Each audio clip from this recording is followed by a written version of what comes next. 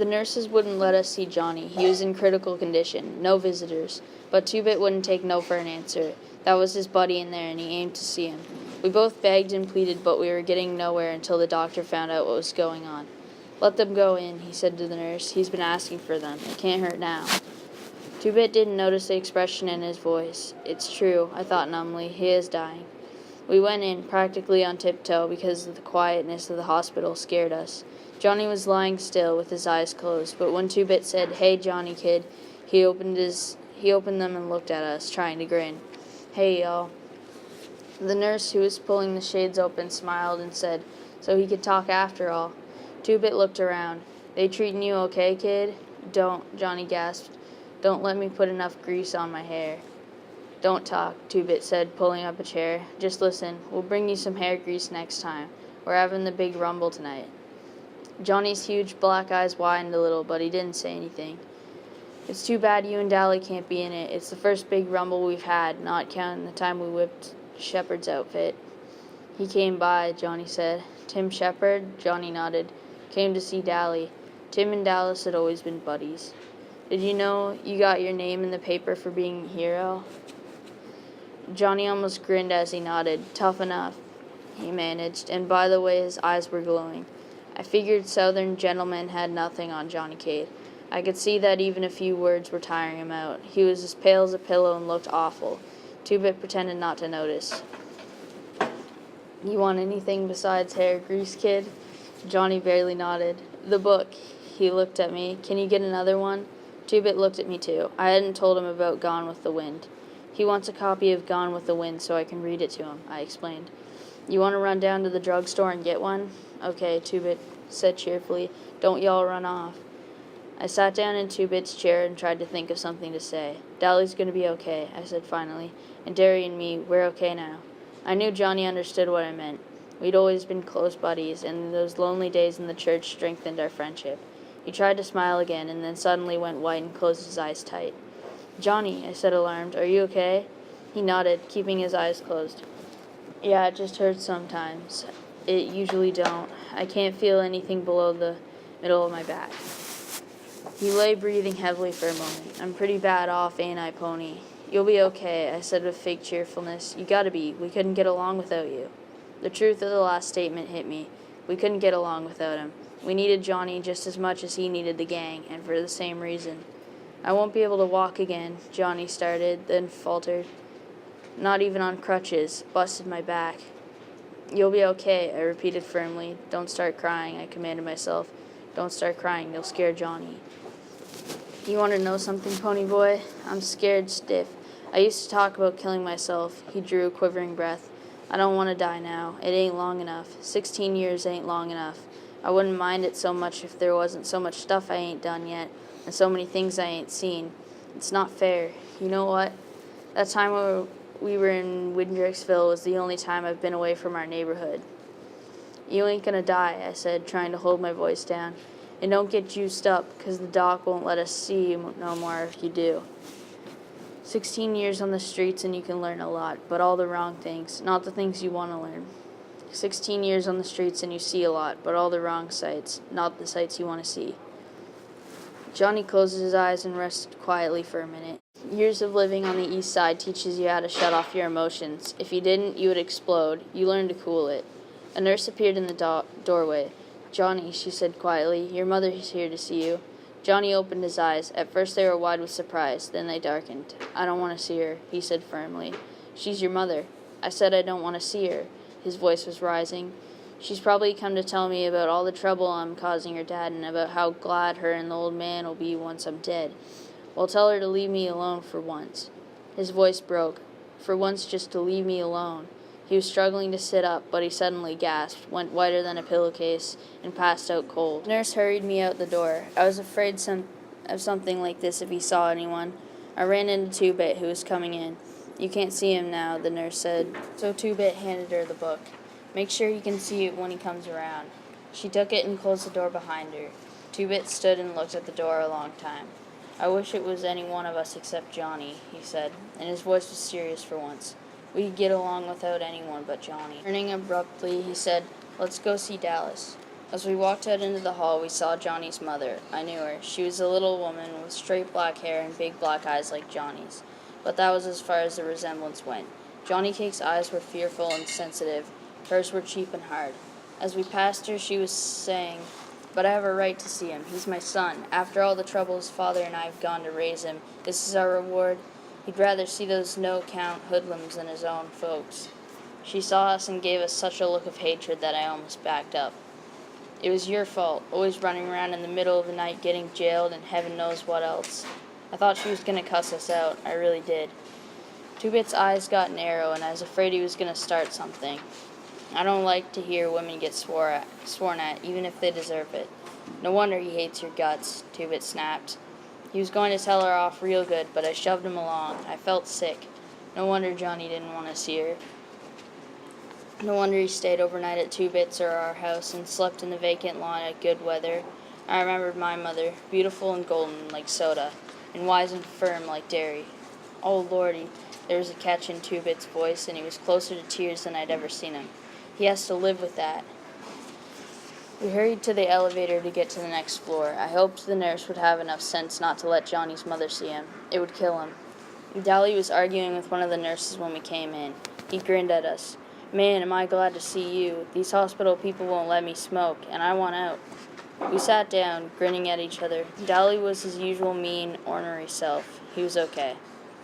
"Shepard came by to see me a while ago." That's what Johnny said. "What did he want?" "Said he saw my picture in the paper and couldn't believe it didn't have wanted dead or alive under it. He mostly came to rub it in about the rubble. Man, I hate not being in that." Only last week Tim Shepard had cracked 3 of Dally's ribs, but Dally and Tim Shepard had always been buddies, no matter how they fought. They were two of a kind, and they knew it. Dally was grinning at me. "Kid, you scared the devil out of me the other day. I thought I'd killed you." "Me?" I said, puzzled. "Why?" "When you jumped out of the church, I meant to hit you just hard enough to knock you down and put out the fire, but when you dropped like a ton of lead, I thought I'd aimed too high and broke your neck." He thought for a minute. "I'm glad I didn't, though."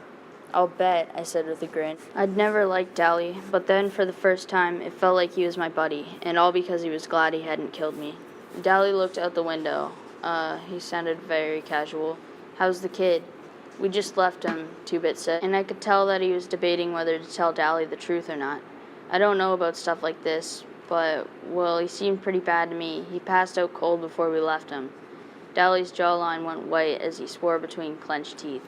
"Two-Bit, you still got that fancy black-handled switch?" "Yeah, give it here." Two-Bit reached into his back pocket for his prized possession. It was a jet-handled switchblade, 10 inches long, that would flash open at a mere breath. It was the reward of 2 hours of walking aimlessly around the hardware store to divert suspicion. He kept it razor-sharp. As far as I knew, he'd never pulled it on anyone. He used his plain pocket knife when he needed a blade, but it was his showpiece, his pride and joy. Every time he ran into a new hood, he pulled it out and showed off with it. Dally knew how much that knife meant to Two-Bit, and if he needed a blade bad enough to ask for it, well, he needed a blade. That was all there was to it. Two-Bit handed it over to Dally without a moment's hesitation. "We gotta win that fight tonight," Dally said. His voice was hard. "We gotta get even with the Socs, for Johnny." He put the switch under his pillow and lay back, staring at the ceiling. We left. We knew better than to talk to Dally when his eyes were blazing and he was in a mood like that. We decided to catch a bus home. I just didn't feel much like walking or trying to hitch a ride. Two-Bit left me sitting on the bench at the bus stop while he went to a gas station to buy some cigarettes. I was kind of sick to my stomach and sort of groggy. I was nearly asleep when I felt someone's hand on my forehead. I almost jumped out of my skin. Two-Bit was looking down at me worriedly. "You feel okay? You're awful hot." "I'm all right," I said, and when he looked at me as if he didn't believe me, I got a little panicky. "Don't tell Derry, okay? Come on, Two-Bit, be a buddy. I'll be well by tonight. I'll take a bunch of aspirins." "All right," Two-Bit said reluctantly, "but Derry'll kill me if you're really sick and you go ahead and fight anyway."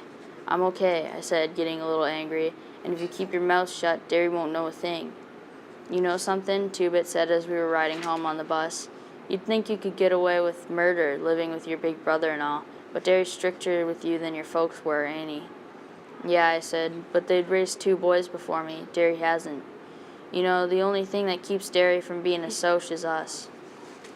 "I know," I said. I'd known it for a long time. In spite of not having much money, The only reason Derry couldn't be a Soch was us, the gang, me and Soda. Derry was too smart to be a greaser. I don't know how I knew, I just did, and I was kind of sorry. I was silent most of the way home. I was thinking about the rumble. I had a sick feeling in my stomach, and it wasn't from being ill. It was the same kind of hopelessness I'd felt that night Derry yelled at me for going to sleep in the lot. I had the same deathly fear that something was going to happen that none of us could stop. As we got off the bus, I finally said it. Tonight, I don't like it one bit. Two-Bit pretended not to understand. I never knew you to play chicken in a rumble before, not even when you was a little kid. I knew he was trying to make me mad, but I took the bait anyway. I ain't chicken, Two-Bit Matthews, and you know it, said angrily. Ain't I a Curtis, same as Soda and Derry? Two-Bit couldn't deny this, so I went on. I mean, I got an awful feeling something's gonna happen. Something is gonna happen. We're gonna stomp the Soch's guts, that's what. Two-Bit knew what I meant, but doggedly pretended not to. He seemed to feel that if he said something was all right, it immediately was, no matter what. He's been that way all his life, and I don't expect he'll change. Soda Pop would have understood, and we would have tried to figure it out together, but Two-Bit just ain't Soda, not by a long shot. Cherry Valance was sitting in her Corvette by the vacant lot when we came by. Her hair was pinned up, and in daylight she was even better looking. That Stingray was one tough car, a bright red one. It was cool. Hi, Pony Boy, she said. Hi, Two-Bit. Two-Bit stopped. Apparently Cherry had shown up there before during the week Johnny and I had spent in Widricksville. What's up with the big times? She tightened the strings on her ski jacket. They play your way, no weapons, fair deal, your rules. You sure? She nodded. Randy told me. He knows for sure. Two-Bit turned and started home. Thanks, Cherry. Pony Boy, stay a minute, Cherry said. I stopped and went back to her car. Randy's not going to show up at the rumble. Yeah, I said. I know. He's not scared. He's just sick of fighting. Bob, she swallowed and then went on quietly. Bob was his best buddy since grade school. I thought of Soda and Steve. What if one of them saw the other killed? Would that make them stop fighting? No, I thought. Maybe it would make Soda stop, but not Steve. He'd go on hating and fighting. Maybe that was what Bob would have done if it had been Randy instead of him. How's Johnny? Not so good, I said. Will we go up to see him? She shook her head. No, I couldn't. Why not? I demanded. It was the least she could do. It was her boyfriend who had caused it all. And then I stopped. Her boyfriend. I couldn't, she said in a quiet, desperate voice. He killed Bob. Oh, maybe Bob asked for it. I know he did. But I could never look at the person who killed him. You only knew his bad side. He could be sweet sometimes and friendly, but when he got drunk, it was the part of them that beat up Johnny. I knew it was Bob when he told me the story. He was so proud of his rings. Why do people sell liquor to boys? Why? I know there's a law against it, but kids get it anyway. I can't go see Johnny. I know I'm too young to be in love and all that, but Bob was something special. He wasn't just any boy. He had something that made people follow him, something that marked him different, maybe a little better than the crowd. Do you know what I mean? I did. Cherry saw the same things in Dallas. That was why she was afraid to see him, afraid of loving him.